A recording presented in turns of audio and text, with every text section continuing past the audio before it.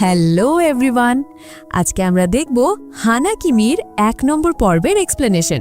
আর আমি নিশ্চিত এই অ্যানিমেটা তোমাদের দারুণ লাগবে। কেন বলেছি সেটা তো তোমরা একটু পরেই বুঝতে পারবে। তাহলে আর দেরি না করে চলো শুরু করা যাক এই অসাধারণ অ্যানিমের চমৎকার কাহিনীর এক্সপ্লেনেশন। গল্পের শুরুতেই আমরা মিজুকি নামের একটি মিষ্টি মেয়েকে দেখতে পাই যে আমেরিকায় থাকে। তার এক বন্ধু তাকে বেশ অবাক হয়ে জিজ্ঞেস করছে, মিজুকি, তুমি হঠাৎ করে আমেরিকা ছেড়ে জাপানে শিফট হচ্ছ, ব্যাপারটা কি? আর যার জন্য তুমি এত কিছু করছো সে কি সত্যিই তোমার জন্য এতটা গুরুত্বপূর্ণ? উত্তরে মিজুকি শুধু আত্মবিশ্বাসের সাথে বলে, হ্যাঁ অবশ্যই। মিজুকির এই দৃঢ় ইচ্ছা দেখে তার বন্ধু আরো অবাক হয়। সে আবার জিজ্ঞেস করে, সেসব তো বুঝলাম, কিন্তু তুমি তোমার এত সুন্দর চুলগুলো ছোট করে ফেলছো কেন? এর সাথে তোমার আইডলের কি সম্পর্ক? আর এখান থেকেই আমরা গল্পের মূল চরিত্রের ডেডিকেশন লেভেলটা বুঝতে পারি। মিজুকি তার আইডলের জন্য যে কোনো সীমানা পার করতে প্রস্তুত, এমনকি নিজের পরিচয় বদলাতেও সে রাজি। কিন্তু কেন? সেই রহস্যটা আমাদের মনে একটা প্রশ্ন তৈরি করে দেয়। সিন শিফট হয় আর আমরা মিজুকিকে দেখি যে দৌড়ে দৌড়ে তার নতুন স্কুলের দিকে যাচ্ছে। সে মনে মনে নিজেকেই বকছে, স্কুলের প্রথম দিনে কেউ লেট করে নাকি? আমি কি একটা বোকা। সে তাড়াহুড়োয় স্কুলের গেটে এক ছেলের সাথে বেশ জোরে ধাক্কা খায়। ধাক্কা খাওয়ার পর সে এতটাই নার্ভাস হয়ে যায় যে তাকে সরি বলারও সময় পায় না, আর নিজের বইপত্রের ব্যাগটা মাটিতে ফেলেই ক্লাসের দিকে দৌড় দেয়। মিজুকি ক্লাসের দরজা খোলে আর হাঁপাতে হাঁপাতে বলে, আমাকে মাফ করে দিন, আমি দুঃখিত, আমার দেরি হয়ে গেছে। আমি এখানকার নতুন ট্রান্সফার স্টুডেন্ট, আমার নাম মিজুকি। ঠিক তখনই যে ছেলেটির সাথে তার ধাক্কা লেগেছিল সে মিজুকির ব্যাগটা নিয়ে ক্লাসে ঢোকে। সে ব্যাগটা মিজুকির মাথার উপর রেখে শান্ত গলায় বলে, তুমি এটা ভুলে ফেলে এসেছিলে, আর একটু সাবধানে চলাফেরা করো। মিজুকি ছেলেটার দিকে তাকাতেই যেন বরফের মতো জমে যায়। তার মুখ দিয়ে কোনো কথা বের হয় না, কারণ এই ছেলেই হলো তার আইডল সানো ইজুমি, যার জন্য মিজুকি আমেরিকা থেকে নিজের দেশ, পরিবার সবকিছু ছেড়ে জাপানের এই স্কুলে চলে এসেছে। মিজুকির মনের অবস্থাটা একবার ভাবো, একদিকে দেরি হওয়ার টেনশন, আর অন্যদিকে যার জন্য এত কিছু সে একেবারে চোখের সামনে। তার হৃদস্পন্দন নিশ্চয়ই কয়েক গুণ বেড়ে গিয়েছিল। এরপর আমরা ক্লাসরুমের দৃশ্য দেখি। মিজুকি নিজের সিটে বসে আছে আর তার চোখ শুধু ইজুমির দিকে, যে চুপচাপ একা বসে আছে। মিজুকি বিশ্বাসই করতে পারছিল না যে ইজুমি তার ক্লাসেই পড়ে। তার মনে হচ্ছিল, আমার ভাগ্য কি সত্যিই এতটা ভালো? মিজুকি আর এক মুহূর্তও অপেক্ষা করতে পারে না। সে সরাসরি ইজুমির কাছে গিয়ে বলে, আমি তোমাকে পছন্দ করি আর তোমার সাথে বন্ধুত্ব করতে চাই। এখন ভাবো, একটা ছেলে যদি প্রথম দিনেই এসে আরেকটা ছেলেকে এমন কথা বলে, তাহলে পরিস্থিতিটা কতটা অদ্ভুত হতে পারে? ইজুমি স্বাভাবিকভাবেই খুব অবাক হয় এবং অস্বস্তিতে পড়ে যায়। সে কোনো কথা না বলেই নিজের জায়গা থেকে উঠে চলে যায়। মিজুকি সাথে সাথে বুঝতে পারে যে সে একটা বড় ভুল করে ফেলেছে। সে ঘাবড়ে গিয়ে ইজুমিকে আটকানোর চেষ্টা করে, কিন্তু ইজুমি না থেমে চলে যায়। মিজুকি মনে মনে ভাবে, আমি এত বড় সমুদ্র পার করে শুধু তোমার সাথে দেখা করতে এসেছি, আর তুমি এভাবে চলে গেলে। সে বেশ টেনশনে পড়ে যায়। ঠিক তখনই নাকাৎসু নামের আরেকটা হাসি খুশি ছেলে এসে মিজুকিকে বলে, হাই, আমার নাম নাকাৎসু, তুমি চিন্তা করো না, ইজুমি ওরকমই, ও প্রথম দেখায় সবার সাথেই এমন রুড ব্যবহার করে, এতে বেশি ভাবার কিছু নেই। এভাবেই মিজুকির সাথে নাকাৎসুর বন্ধুত্ব হয়ে যায়। আর এখানেই তোমাদের গল্পের সবচেয়ে বড় টুইস্টটা বলে রাখি, এই স্কুলটা আসলে একটা অল বয়েজ স্কুল, অর্থাৎ এখানে শুধু ছেলেরাই পড়তে পারে। আর ঠিক এই কারণেই আমাদের গল্পের নায়িকা মিজুকি চুল ছোট করে ছেলে সেজে এই স্কুলে ভর্তি হয়েছে। কিন্তু এই ভয়ঙ্কর সত্যিটা স্কুলের আর কেউই জানে না। কিছুক্ষণ পর একজন শিক্ষক এসে মিজুকি আশিয়াকে ডাকেন, কারণ তাকে তার থাকার ঘর বা ডরমিটরি দেখিয়ে দিতে হবে। নাকাৎসু বলে যে সেই মিজুকিকে তার ঘর দেখিয়ে দেবে। যাওয়ার পথে নাকাৎসু বলতে থাকে, আমাদের স্কুলের সবাই কোনো না কোনো স্পোর্টস খেলে, তুমি যদি কোনো স্পোর্টস ক্লাবে যোগ দিতে চাও তাহলে তোমাকে অনেক পরিশ্রম করতে হবে। নাকাৎসু খুবই মিশুকে স্বভাবের ছেলে। সে কথা বলতে বলতে মিজুকির কাঁধে হাত রেখে বলে, চিন্তা করো না, আমি তোমাকে একটা সিক্রেট বলে দেব যার মাধ্যমে তুমি সহজেই আমাদের স্পোর্টস ক্লাবে যোগ দিতে পারবে। মিজুকি ছেলে সেজে থাকলেও একজন অপরিচিত ছেলের এমন স্পর্শে সে খুব অস্বস্তি বোধ করছিল।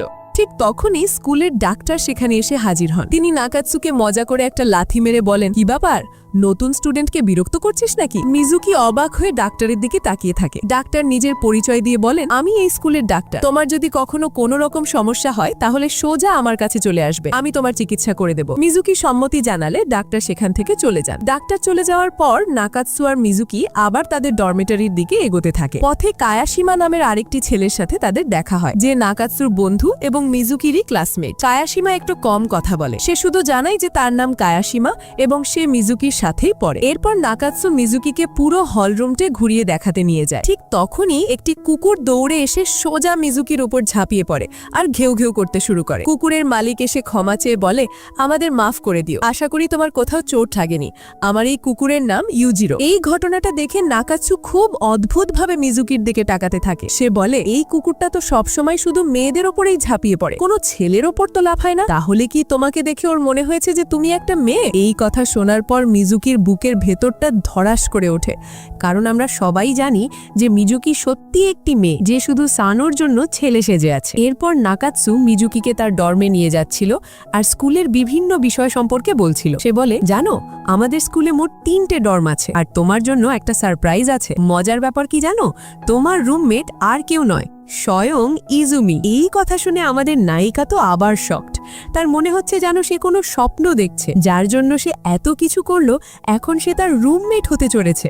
অবশেষে মিজুকি তার রুমে প্রবেশ করে আর সেখানে ইজুমিকে দেখতে পায়। সে আর নিজেকে সামলাতে না পেরে ইজুমিকে বলে, আমি তোমার আর তোমার হাই জাম্পের অনেক বড় একজন ফ্যান। কিন্তু ইজুমি খুব ঠান্ডা আর উদাসীন গলায় উত্তর দেয়, আমি আর জাম্প করি না। এই একটা কথা যেন মিজুকির মাথায় বাজ পড়ার মতো শোনায়। তার মনটা একদম ভেঙে যায়। সে যার খেলা দেখার জন্য, যাকে আবার হাই জাম্প করতে দেখার জন্য এত দূর এসেছে, সেই খেলাটাই সে ছেড়ে দিয়েছে। মিজুকি আবেগপ্রবণ হয়ে পড়ে এবং রেগে গিয়ে ইজুমির কলার ধরে ফেলে আর জিজ্ঞেস করে, তুমি এমন কথা বলছো কেন?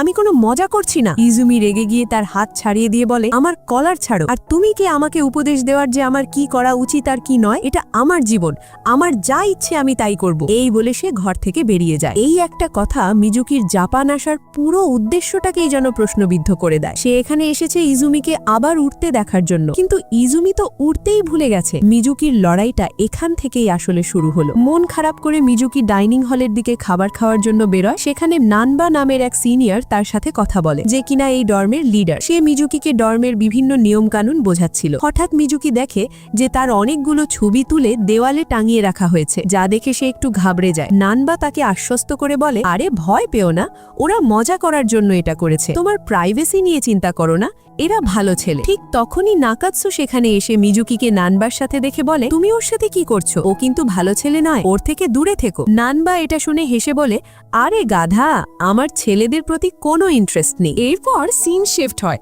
আর আমরা দেখি মিজুকি দৌড়ে ইজুমির কাছে এসেছে, যে একটা গাছের নিচে বসে ঘুমাচ্ছে। তার পাশে একটা কুকুরও আছে, আর এই কুকুরটার একটা বিশেষত্ব হলো ও শুধু মেয়েদের কাছেই যায়, ছেলেদের কাছে ঘেঁষে না। কিন্তু ইজুমির সাথে ওর আবার খুব ভালো সম্পর্ক। মিজুকি ইজুমির ঘুমন্ত মুখের খুব কাছে এসে আলতো করে মনে মনে বলে, বোকা, তুমি খেলা ছেড়ে দিলে কেন? তুমি কি জানো তোমার খেলাটা আমার জন্য কতটা ম্যাটার করে? ঠিক তখনই কুকুরটা ইজুমিকে আলতো করে ধাক্কা দেয় আর সে টাল সামলাতে না পেরে প্রায় মিজুকির ওপর পড়েই যাচ্ছিল। ইজুমির ঘুম ভেঙে যায়। মিজুকি নিজেকে সামলে নিয়ে একটা বোকা অজুহাত দিয়ে বলে, আমি তো দেখছিলাম তোমার গায়ে ঠান্ডা হাওয়া লাগছে, তাই হাওয়াটা ব্লক করছিলাম। এই অদ্ভুত অজুহাত শুনে ইজুমি নিজেকে আর আটকাতে পারে না, সে জোরে হেসে ফেলে।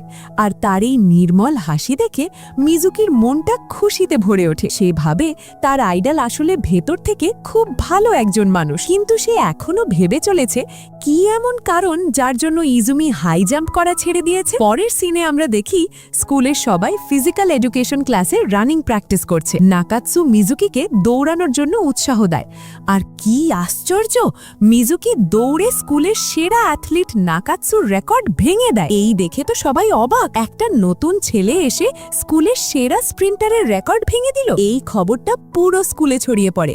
এরপর স্কুলের বাস্কেটবল থেকে শুরু করে টেনিস, সব ক্লাবের ক্যাপ্টেনরা তাকে নিজেদের টিমে নেওয়ার জন্য তার পেছনে দৌড়াতে শুরু করে, আর মিজুকি তাদের থেকে বাঁচতে পুরো স্কুল চক্কর লাগাতে থাকে। এরপর সিন শিফট হয় আর আমরা দেখতে পাই নাকাৎসু মিজুকিকে ফুটবল খেলার জন্য চ্যালেঞ্জ করে।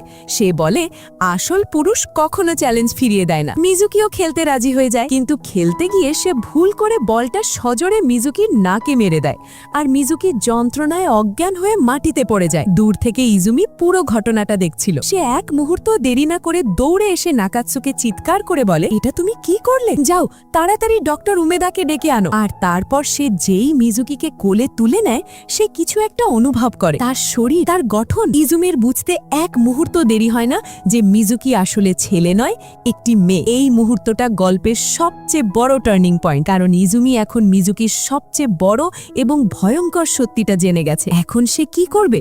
সে কি সবাইকে বলে দেবে, নাকি মিজুকিকে রক্ষা করবে? সিন শিফট হয় আর আমরা দেখি মিজুকি স্কুলের ইনফার্মারিতে, অর্থাৎ ডাক্তারের রুমে শুয়ে আছে। তার জ্ঞান ফিরেছে। ইজুমি আর নাকাৎসু বাইরে চলে যায়। ডক্টর উমেদা মিজুকির সাথে কেমন যেন রহস্যময় এবং অদ্ভুতভাবে কথা বলতে শুরু করে। মিজুকির মনে ভয় হতে থাকে যে ডাক্তার হয়তো সব জেনে গেছে। সে খুব নার্ভাস হয়ে পড়ে। ডাক্তার তার খুব কাছে ঝুঁকে এসে সরাসরি তার চোখের দিকে তাকিয়ে জিজ্ঞেস করে, আমার একটা প্রশ্নের উত্তর দেবে? তোমার মতো একটা মেয়ে আমাদের এই অল বয়েজ স্কুলে কি করছে? আর এই সাসপেন্স ভরা প্রশ্নের সাথেই এপিসোডটি শেষ হয়ে যায়। এখন মিজুকি কি উত্তর দেবে আর ইজুমি বা কি পদক্ষেপ নেবে তা জানতে হলে তো আমাদের পরের এপিসোডের জন্যই অপেক্ষা করতে হবে। তো বন্ধুরা, কেমন লাগলো হানাকিমির প্রথম এপিসোড? আমার তো দারুণ লেগেছে। তোমাদের কি মতামত অবশ্যই কমেন্ট করে জানিও। দেখা হবে খুব তাড়াতাড়ি পরের পর্বে। ততক্ষণ পর্যন্ত take care and good bye.